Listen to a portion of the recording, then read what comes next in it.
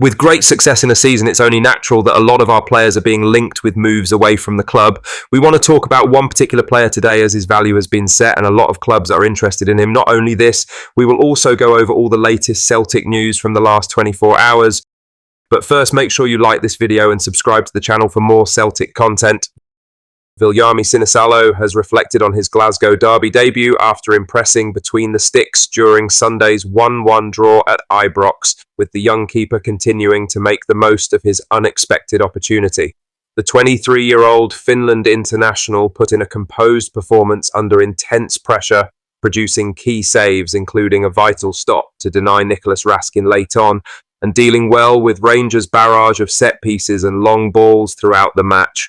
Speaking after the game, Sinisalo underlined the different demands each match can bring and the importance of adapting to the occasion. He had this to say: "Of course, listen, as a Celtic keeper, you want to play well every single game. Different games require different things. You know, games like Sunday, you've got to be calm and be able to make saves when they come. There are different games where you've got to be really clean with your passing and there might not be as many saves.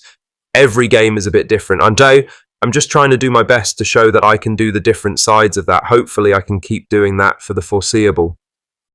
Since stepping in for the injured Kasper Schmeichel, Sinisalo has quietly built a case for long-term inclusion, showing not just technical ability but temperament and presence as well. His performance at Ibrox was a standout, especially considering the magnitude of the occasion and the hostile environment. Brendan Rodgers has also praised Sinisalo's maturity and authority, suggesting the young stopper has exceeded expectations during a critical part of the season. With Schmeichel still on the mend, Sinisalo looks set to retain the gloves for now, and his form suggests Celtic are in safe hands heading into the final stretch of the season, where the Finn will hope to get his gloves on a treble. Now for the main story. Former Celtic defender Johan Mjällby believes the club could fetch up to £50 million if they were to sell Daizen Maeda, amid growing admiration for the Japanese forward's relentless work rate.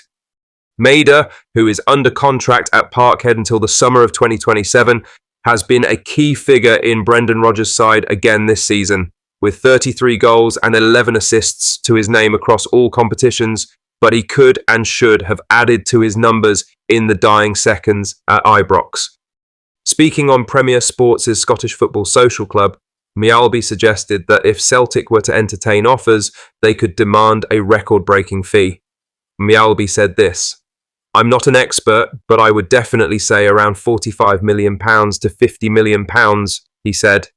"We were talking about Nicholas Kuhn at the start of the season when he had 3-4 good months, and it was around 25 million. It's never going to be 15 million or 20 million. It's definitely going to be 25 million pounds plus," he said. The valuation would put Maeda among the most expensive players ever sold by a Scottish club, eclipsing the likes of Jota, Matt O'Reilly and Kieran Tierney. While there's been some talk in recent weeks about the club opening renewal talks, despite his current deal running until 2027, no announcements have been confirmed publicly. Maeda's missed chance at Ibrox in the final moments of the derby may have frustrated some, but the wider picture is clear. He remains one of Celtic's most valuable and impactful players, both on and off the ball. With his tireless running and eye for goal, it's no surprise Mjällby believes the club could name their price if suitors come calling. In other news, Andy Halliday has singled out Reo Hatate as Celtic's standout performer in Sunday's 1-1 Glasgow derby draw at Ibrox, praising the midfielder's all-round contribution in what was otherwise a flat affair. While the match itself lacked real quality and cutting edge, particularly in the final third, Hatate's influence didn't go unnoticed. The Japanese playmaker played a key role both in and out of possession, helping Adam Maeda lead the press while also tracking back to assist Callum McGregor defensively. Speaking on Clyde 1, Halliday was full of praise for Hatate, insisting he was a class above on the day. This is what he had to say: "Reo Hatate was Celtic's best player by a country mile for me. I think he's someone that is completely undervalued by a section, and I stress just a section, of the Celtic support. He's one of the players who, when he leaves, you'll realise how important he is. He always tried to look for the ball in tight areas, turn and play forward, and be progressive. But even more impressive was the other side of his game. The amount of loose balls he picked up on the pitch, in tight areas again and in tight pockets of space. He'd find that pass to send it out to the fullback. He was comfortably Celtic's best player on the pitch yesterday, he said. Hatate battled injuries for large parts of last season, but he's put that behind him this term and has often been the link between Celtic's midfield and attack. His ability to operate in tight areas, turn sharply and play forward was one of the few creative sparks in an otherwise low-tempo contest. Hatate's growing influence will be vital heading into the final stretch of the season, particularly with a treble still on the line. If Sunday's display is anything to go by, he looks to be hitting his stride at the perfect time. There have been some suggestions that the Japanese playmaker could be on the way out this summer. That would be a huge loss for Celtic. In other news, Daizen Maeda may have spurned a golden chance to win the Glasgow derby in the dying seconds at Ibrox, but the Japanese forward has found an unexpected ally in Motherwell midfielder and former Rangers man Andy Halliday. The Celtic striker failed to convert a dramatic late opportunity after being sent through by Reo Hatate, opting to go alone rather than square it for Johnny Kenny. His heavy touch allowed Rangers keeper Liam Kelly to smother the chance, sparking criticism from some corners. However, Halliday came to Maeda's defence on Clyde 1, pointing out the immense physical demand behind the missed moment. He said, "He still has a lot to do, considering where he picks the ball up from. You try and travel back from Japan and then travel 60 yards up the pitch in the 93rd minute," he said. Halliday's comments echo Brendan Rodgers' post-match take, where he revealed Maeda had only trained once after returning from a week in Japan and was showing signs of fatigue by the time that chance arrived. Maeda didn't dwell on the miss for long, though. A few hours later, the 27-year-old cleaned up at Celtic's Player of the Year awards, taking home a hat-trick of honours. The tireless attacker was crowned Men's Player of the Year, Players' Player of the Year, and also finished as top goal scorer for the campaign.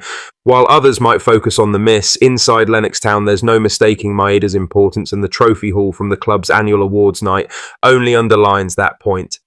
Lastly, Aberdeen have announced they have sold out their 20,000 ticket allocation for the upcoming Scottish Cup final against Celtic at Hampden Park. The Dons confirmed the news on Monday after releasing the remaining tickets to supporters earlier in the day. Demand was high, with fans rushing to secure briefs for what will be the club's first appearance in the final since Celtic beat them in 2017. Aberdeen had taken around 12,500 fans to the National Stadium for their semi-final victory over Hearts, but the pull of a final against the champions and the chance to spoil Celtic's treble hopes has seen that figure rise significantly. The Red Army will now be out in full force on May 24th as Jimmy Thalin's side look to get their hands on the trophy for the first time since 1990 and deny Celtic a sixth domestic treble in just 9 years. Celtic, meanwhile, are 90 minutes away from yet another clean sweep of Scottish football.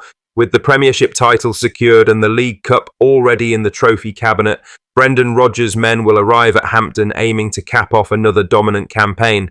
For Aberdeen, it's a chance to make history of their own. While Celtic will be favourites, the backing of a full Red Army section will be unpredictable. What are your thoughts on these? Let us know down in the comment section below. Make sure you've liked this video and subscribe to the channel for more Celtic content.